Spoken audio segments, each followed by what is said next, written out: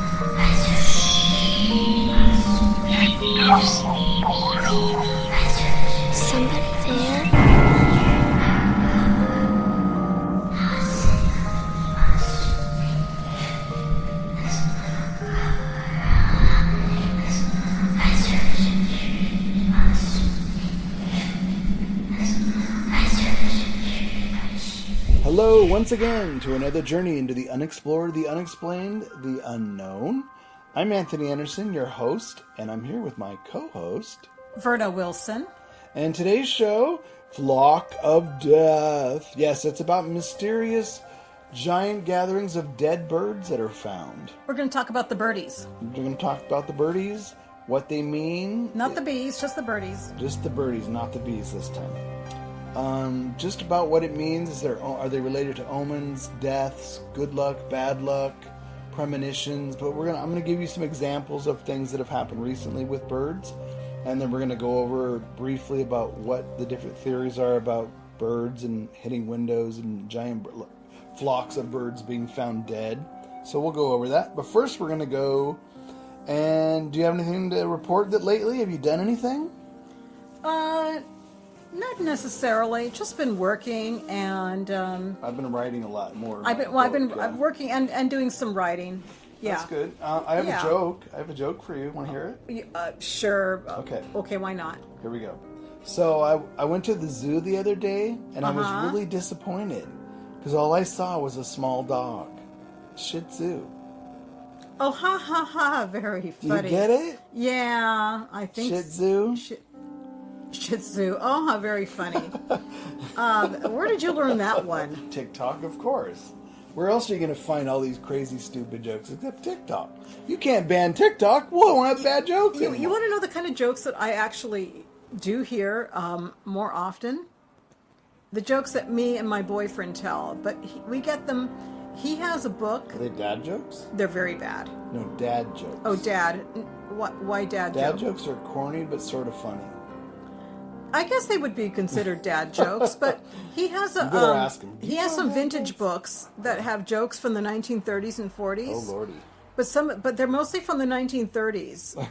These jokes. Yeah. And some of them are, and most of them are from Reader's Digest back then. Oh yeah. No, my grandma Reader's Digest was 1930s, wasn't it? Oh yeah. Well, I don't know if it must have been.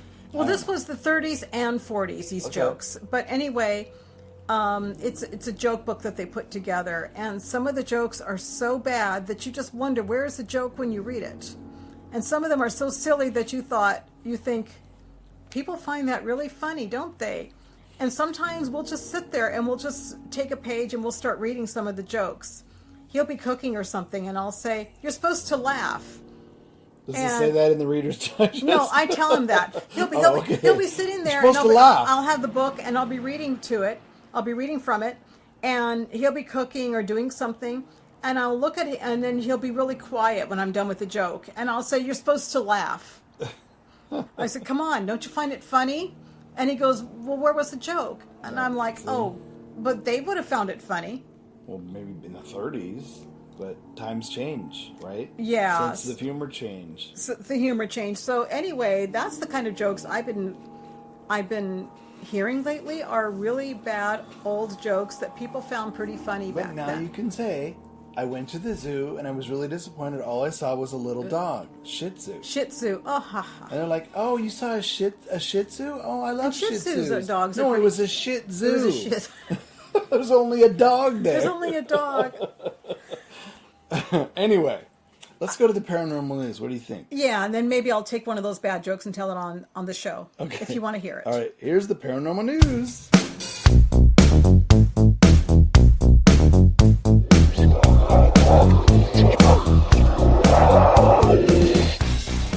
And welcome once again to the paranormal news. What scary thing have you got this week, Verna? You know, I don't think it's scary. I think No? it's something that's actually quite cool, but it's more of a visual thing than Shih something Tzu? to talk about. It's not a Shih Tzu. Okay. Well, that's good. It's well, it could be if you're not expecting much, but it's the most famous ghost photographs ever taken, and it's an Oh. article. And I was looking at it's some of those. yeah, and some of them are very cool. Yeah. They're different pictures that are famous, and they're known as ghost pictures. There's one that was taken of Catherine Howard in the 1800s at Hampton Court. I've seen that one. Yeah, and that's a pretty. If it's real, it's a pretty good one. Yeah. Yeah. And there's another one that was taken in the 1950s called An Unexpected Guest. That one I'm a little about. I mean, they show the women sitting there at the dinner table with their kitties. These folks will have to see it on the Facebook page. when we Yeah, post the you'll have to article. see that. And then the Boot Hill Ghost from 1996. That one's impressive. That's a good one. I liked that one. I like that one too. And then Goddard Squadron, Freddie Jackson, 1919. That's a pretty good cool. one. Yeah. That's a good one. It's the ones that don't seem so planned.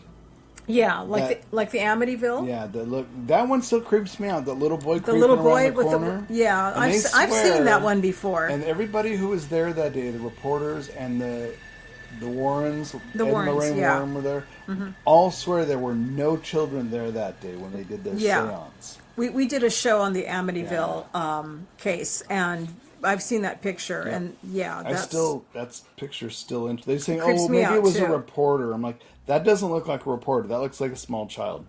And then one in 1985, Coventry Spectre, somebody wearing a dark hood who was among the people sitting there.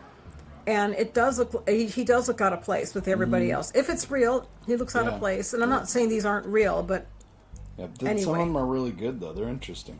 yeah, I love looking at spirit pictures and unusual pictures. Just I do too. So there's a lot of good ones here. The last one here, Mrs. Andrews' Baby, from 1947, where on the gravesite. the gravesite, and they said that there was no child. They took a picture of the gravesite, but there was no child there when they took the picture. See, some people say, "Oh, double exposure. You just used the film twice. You didn't realize that you winded it back again." Some people say that kind of stuff too. Right, and she said that it wasn't her daughter. There was no children around, and that's a clear picture of a baby. Oh yeah. If it's real, there's no question it's a baby. yeah, and it's very real. I mean, if it's real, if it's a real picture, that's the clearest picture of a baby I've seen in a photo. That's a ghost baby. So check them all out, folks, on the Facebook page. Yeah, check them See all what you out, think. and there's more, but just come to your own conclusions. Enjoy the visuals. So, and what do you have? So, I read about a lot of. In fact, I know a group in Ireland who does a lot of investigations of old historic buildings and stuff. And a lot of times in Ireland, you can put in a formal request, and they'll let you bring your team in. Mm-hmm. It's usually a historical place. Respectfully, they investigate it and they let them do it. There was a particular group that had a paranormal investigation all set up in Ireland, and at the last minute, their board of directors told them no. They were hoping to conduct an investigation at a historic building in Ireland, but a bizarre bit of bureaucracy reported about the County Antrim Paranormal Research Association was granted access to two 19th century homes known as Sentry Hill and Clotworthy House, where they had been transformed into museums and an arts center, respectively. Mm-hmm. Now, after receiving the go-ahead from a committee responsible for overseeing the different sites, The ghost hunters were swiftly told no can do by the local government council that voted on the matter. At the meeting to decide on the request, the council member Billy Webb offered us interesting reasons why he took issue with the ghost hunt, musing that it's one thing to have a paranormal investigation in a public building, but it's quite another to have them in buildings that have previously been a private home. He said, now this is the case with Century Hill and Clotworthy. He said, there may have been relations to those people who previously lived that are still in the community, and presumably maybe those residents may not be too thrilled about their ancestors' spirits being hunted by paranormal investigators. He also said he wondered if people would be dissuaded from going to the buildings in their current incarnation if something was detected during the course of a ghost hunt. He said that he motioned for the ghost hunt to be rejected, and which did happen after a vote was held. A similar fate happened to a paranormal group in England in 2021 when they asked to access a historic building and were told by officials that it might stir up spirits and they prefer to be left at rest. Fortunately, the rich history of the area where the County Antrim Paranormal Research Association investigates, they won't have to look too far for other buildings. But it's an interesting. We've talked about this before on other shows about respect, and I mean, if you have family members who live in the community, in the village, or in the town, Sure.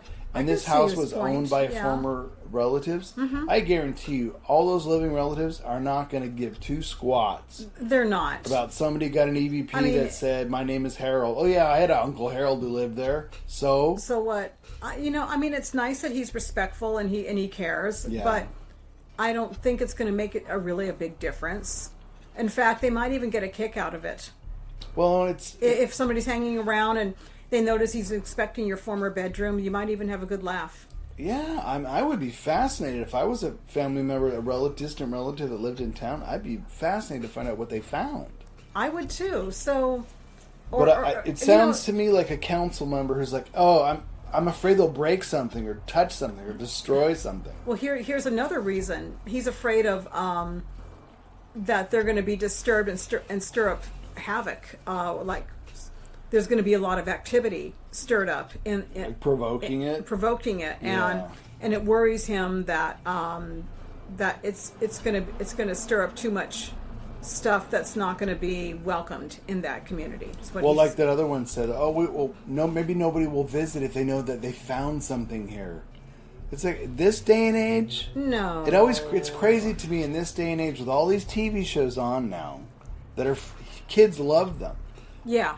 Adults, I mean, you got all ages who love watching these shows. Yeah. It's all this superstition about, oh, no one will come here. We've seen that with hotels. Like, we don't talk about our ghost search. We want people to want to stay. Yeah. Some people are legitimately creeped out by that stuff, and they just don't want any part of it, and they won't stay. Mm-hmm. But the majority will be amused. They'll stay. People who love it will stay. Yep. And I've seen it bring more business to hotels than not bring business. I think so too. Seen, but that's just me. But I thought that was an interesting article about yin and yang. They were given permission, and the last minute they were told no. That's happened to me before. It's like the last minute, we changed our mind. It's like, great, thanks. There's a lot of planning going into that stuff. And then there's times when I've actually tried calling the owners or the renters of a place that's known to have paranormal activity, and they never called me back. They just ignored me, and I thought, we offered to pay, and we offered to pay them, and a good price. And I told them on the message line, we'll be very respectful. I never heard from them, and they wonder why people go and do it on the fly as a guerrilla investigation and not tell anybody. They just rent a room because of that.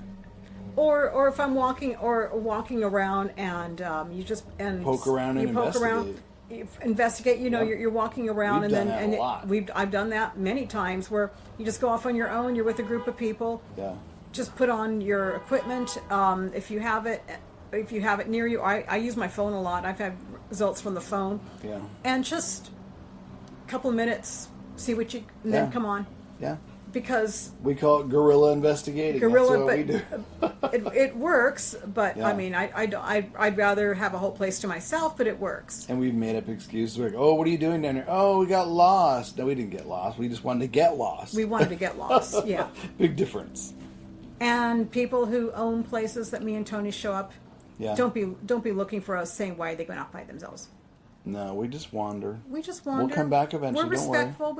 We always respect places we visit. Exactly. Yeah. All right, that's the paranormal news, folks.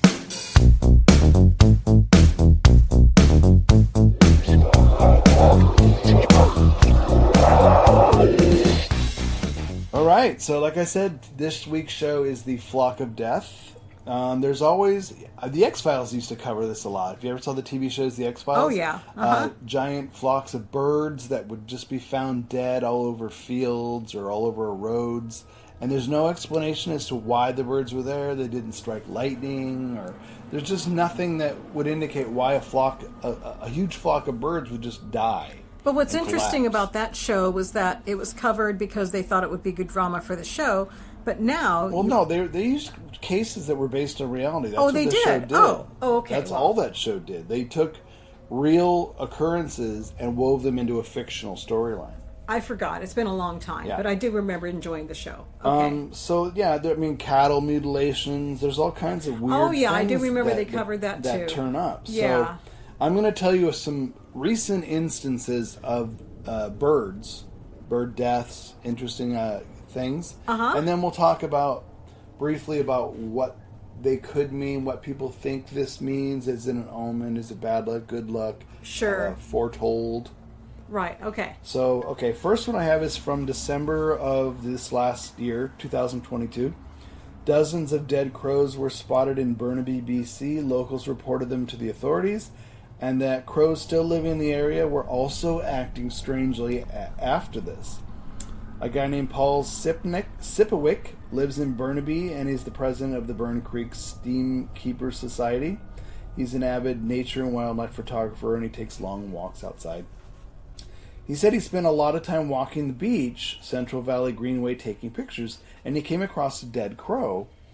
He said, I thought, well, that's not always that unusual. A few steps down the road, another dead crow, and another dead crow, and another dead crow. Pretty soon, he said, there was over a dozen. He said not only were there several dead crows, but other birds in the air were strangely silent, and they weren't even interacting with each other. And he called the Burnaby Wildlife Rescue Team to report what he saw, and is referred to BC's Wild Bird Mortality Survey program.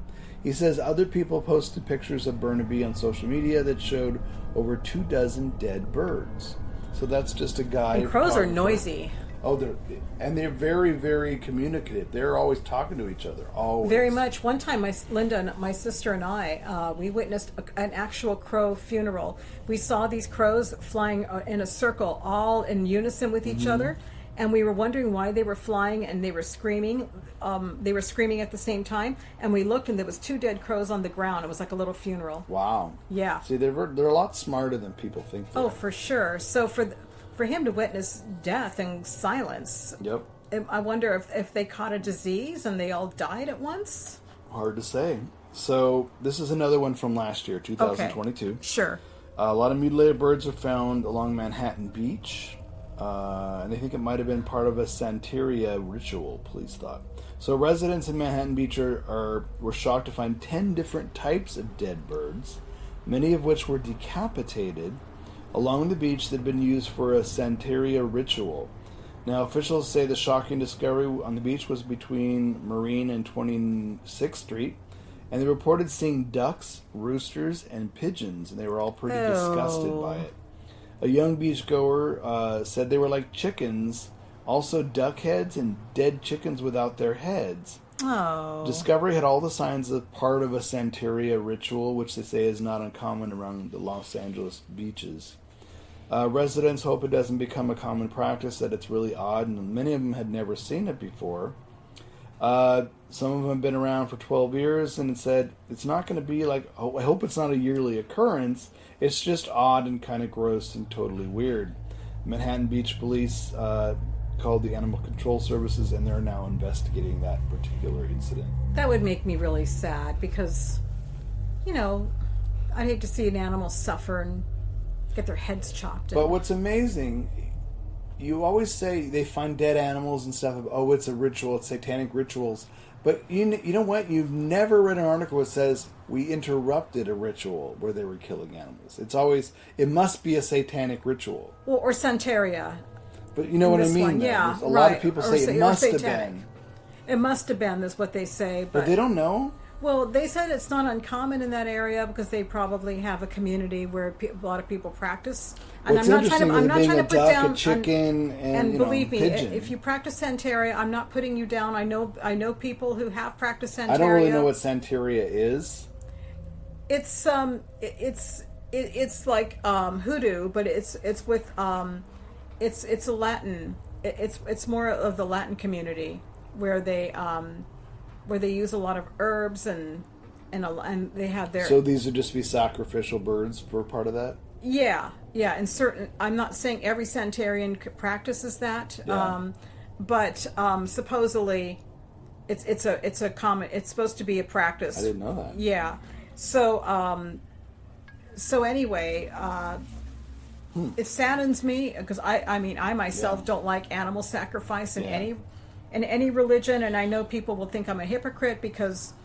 I'm a Wiccan and a pagan, and in paganism they use a lot of animal sacrifices in the old days, but I'm not from the old days. I'm from here, and I don't like it. Yeah. So anyway, okay. They also found hundreds of dead birds in a mass death. This was in December of 2019. Yeah. About 225 starlings were discovered with blood on their bodies in a lane in Ainsley, North Wales. Oh.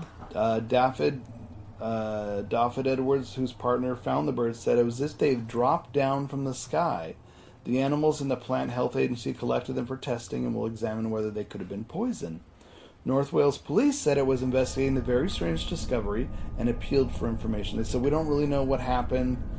They said they first saw the birds alive as she went to an appointment on Tuesday afternoon. This particular person. She said she saw hundreds of them flying over and thought it looked amazing, but on her way back around an hour later, they were all dead in the road. Ooh. Ms. Stevens reported seeing the birds eating something in the road. I counted 150 last night, and I gave up there as just hundreds of them littered everywhere. It's as if they dropped down dead from the sky. This is obviously very concerning for us and will await the test results. It would be inappropriate for us to speculate how they would have died. I wonder if they ate a poison plant. I don't know. They said they found them on the road, but it's amazing that, well, no, because once birds find like berries or something, they pretty much attack it if it's a flock. That's true, and they know their plants. Yeah, it's just weird. So another one is in February of 2022. Unusual amount of crows again found dead in St. Louis. Wildlife officials are investigating why dozens of crows died around the federal courthouse in downtown St. Louis, recently and elsewhere in the metropolitan area. We did collect several of the birds and we sent them to a lab, said Dan Zarlinga, spokesperson for the Missouri Department of Conservation. We did a physical examination and didn't see any evidence of wounds or anything like that, so we're sending them to the lab to have them screen for possible toxicology issues, which would be poison or things like that, or toxins. We're also screening for diseases. A murder of crows has been congregating in the trees and parts of downtown, leaving marks of where they've been. General Service Administration recently contacted Water, Pest, and Lawn Solutions about non-lethal measures to discourage the crows from roosting around park benches and causing health risks. The unfortunate part of when you get to that many birds together are the droppings that come from many birds that cause problems, slipping hazards, potential respiratory issues. We brought in one on a small scale and do some basic things to deter them, none of which are lethal. We're also installed a new adjunct down there, a new piece of equipment. It's a distress call that we installed yesterday. The sonic bird deterrents were installed after the dead birds were first discovered. The boxes mimic the sounds of birds in the distress, and as many as 36 dead crows were found outside the federal courthouse this week. Another 50 dead crows reported at Creve Coeur Lake over the weekend. Sometimes blackbirds die in mass when they're threatened by a predator. They forget which way is up, crash into the ground, and die. Bird flu cases have been discovered in Turkey, In turkeys, as close as Kentucky and Indiana, the CDC said there's no public health concern for bird flu.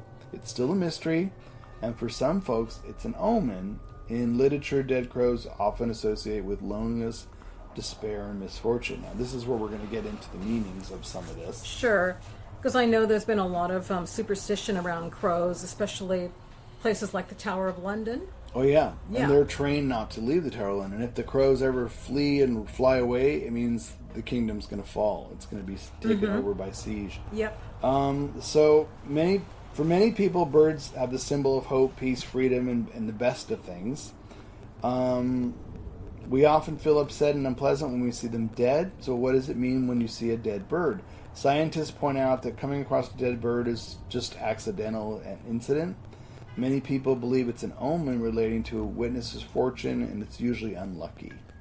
However, there's no completely true or false response to this particular theory. Most dead birds indicate warnings of different dangerous levels, and rarely little bad omens could be health risk, unstable career, or damaged relationship status. But birds can die from many things, including sick, being inside, or hurt by their surroundings. Out of control.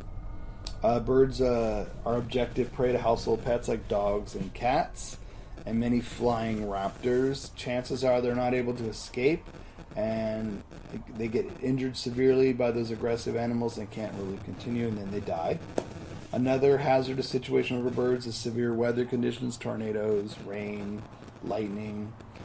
Some storms, hailings, and lightning strikes are extremely risky for birds' lives, especially if they're in flight or perched in high locations like tall trees, chimneys, electrical poles. Birds can hardly survive whenever it is heavily snowy or windy. Birds being killed by other animals in terrible climate. Birds are also assassinated by hunters, since humans see them as targets that are easy to conquer, hunters who want to take a shot. Birds can die of starvation, lack of food, or disease. Some become old and weak and no longer forage for food and take care of themselves, and eventually they just die. Seeing dead birds may symbolize tragedy or something coming to an end, but it does not always foretell death. Not every receiver obtains the same message when they see a dead bird. Many of the witnesses' personal background determines what might come of tragedy or something be brought into an end.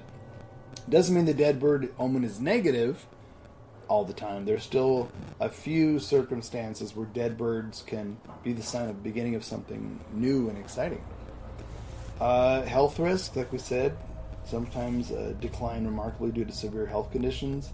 Birds die of disease. Loss of freedom and dream. Birds are believed to go together with freedom. They discover the world without limits. They soar and glide over immense landscapes and as high as they can, and they represent dreams and endless liberty. So, therefore, the scene of a dead bird predicts the receiver's freedom or dream is likely to come to an end.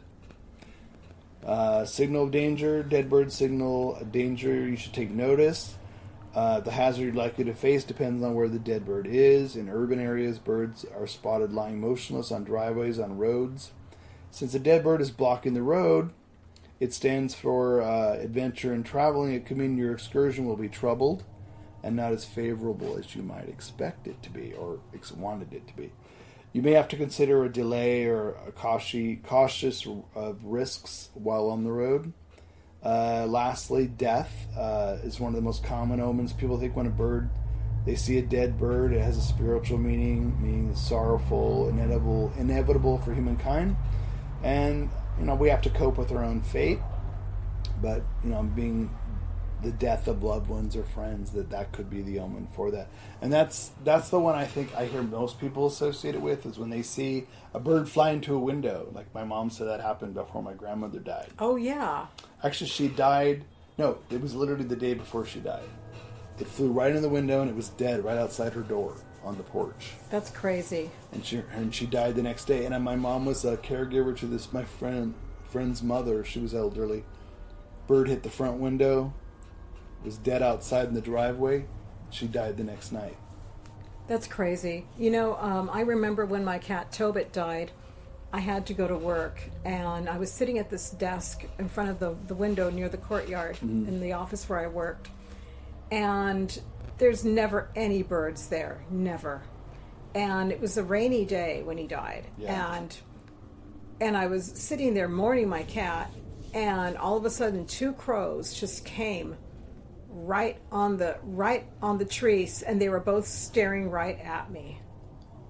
They were just staring at me. Yeah. And I never saw any crows or any birds there ever again after that. That's weird. Very. Now, it could have been they were trying to take shelter from the storm, but it was just crazy the way they were sitting there, both together, staring at me. There's a park up the block from where I live, Yeah? and it's surrounded by eucalyptus trees because that's obviously they were brought here to San Francisco. Mm-hmm. But the crows nest in the very tops of these really tall eucalyptus trees. Uh-huh. But there's also hawks up there, Oh, wow. and I see pigeons and I see seagulls once in a while. Mm-hmm. But every time I go to the park, I see the hawks nabbing the pigeons. I see hawks nabbing some of the seagulls. I've seen hawks fly around here, try to look for prey. And the crows kind of hang out and talk and wait for either the hawk, if it drops it, the crow will swoop down and grab it.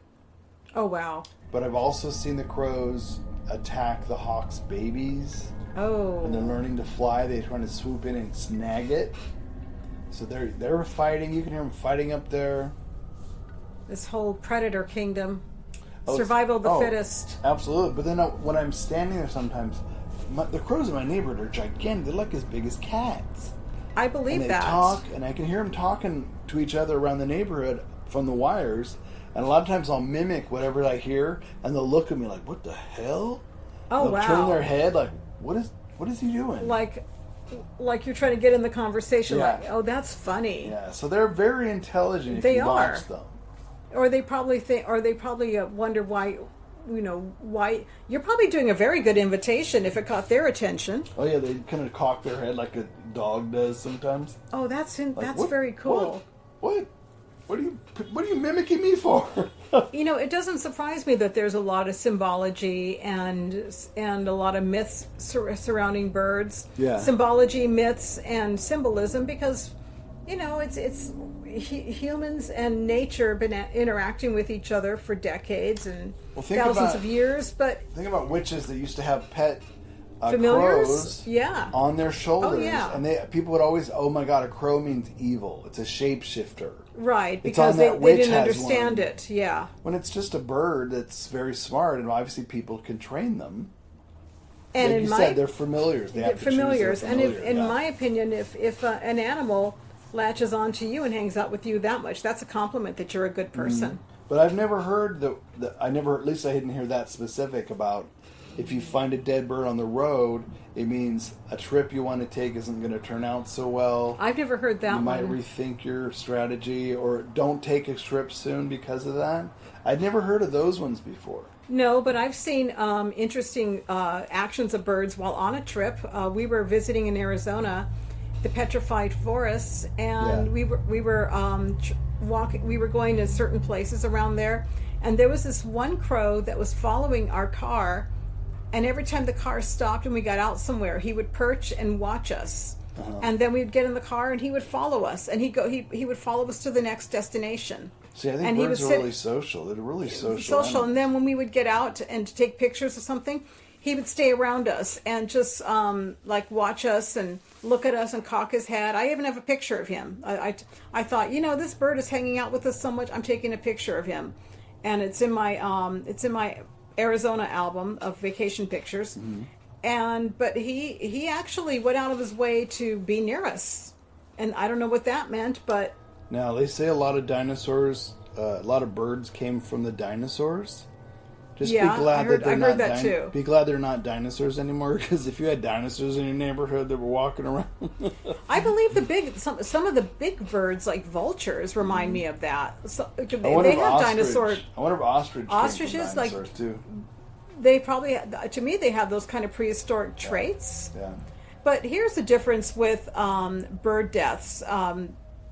Talking about it on TV a long time ago, and also with with science reporting bird deaths. There are way more, a lot of them, than there used to be. Mm-hmm. So that's the big difference now between now and maybe 10 years ago. We always hear pilots tell stories about flying and they see a flock of birds, and they avoid them because they're trained to avoid flocks of birds. You want to stay out of their way. Yeah. But then they hit like an electromagnetic field, and the birds, it's like their radar is thrown off. They go every direction, then they start hitting the plane. Oh, And I've heard that many times. For Yeah, birds to hit the plane because it is, and it's dangerous for the plane too. Yeah, because they can hit the windows. You never know what they're going to hit. So when they hit these electromagnetic fields, and it throws them off, maybe that's why they plummet down and they eventually die. Mm-hmm. It's like a plane crash. Yeah, you lose your whole control, and your plane crashes. Well, the bird's flying, and if they're flying as a flock, they're flying as a unit. And if it's all thrown off together, they're ramming into each other, they're disorientated, they go down, and they die. Who's to say?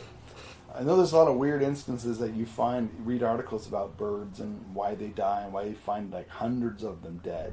Yeah. There's climate change, there's disease, a virus going around that affects the birds, and it just like with people, they can have their own pandemics too. Yeah.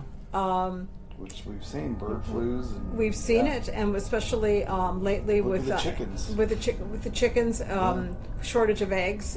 Yep. And there's also the symbology with certain birds like doves, like mourning doves. Mm-hmm. They said if you see a mourning dove in your backyard or near you, that means that a conflict in your life is going to be ending soon. Interesting. And I love mourning doves. They're the little brown doves that sit there and they're very quiet, and they do the little cooing.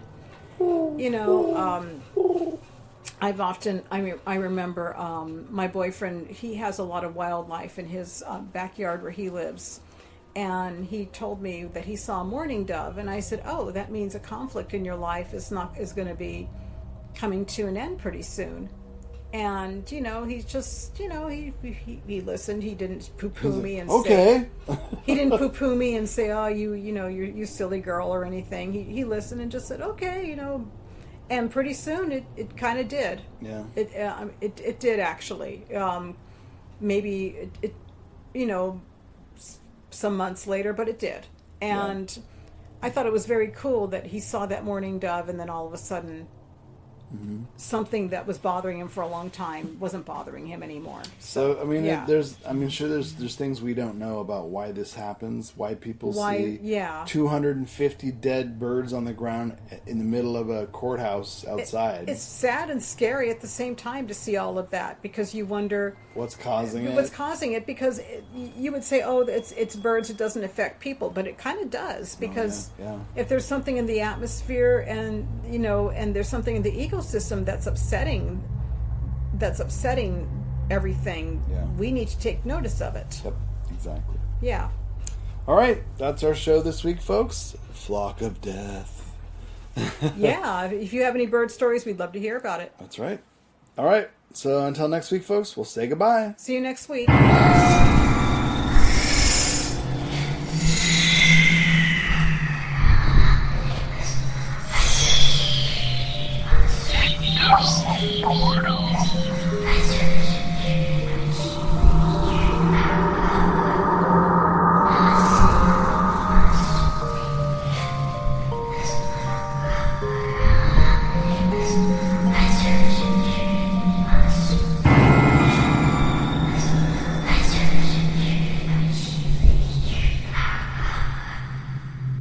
Royalty-free, copyright-free music by Kevin MacLeod and Ross Bugden. Be sure to visit us at www.ectoportal.com. Check out our archives on YouTube, and head on over for new episodes to ectoportal.podbean.com.